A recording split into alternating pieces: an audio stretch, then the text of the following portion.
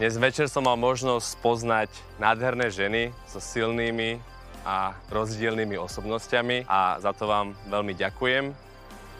Bohužiaľ, niektoré z vás budú musieť ísť domov, ale to až o chvíľu.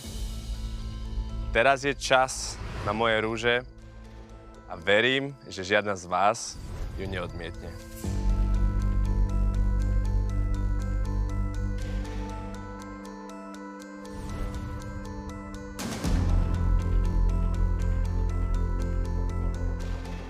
Tomáš to má veľmi náročné, čo sa týka výberu a netrúfnem si povedať ani čo sa týka mňa, že či budem obdarená. Si myslím, že som urobila úplné maximum, ktoré bolo možné. Prosím, povedz moje meno ako prvé.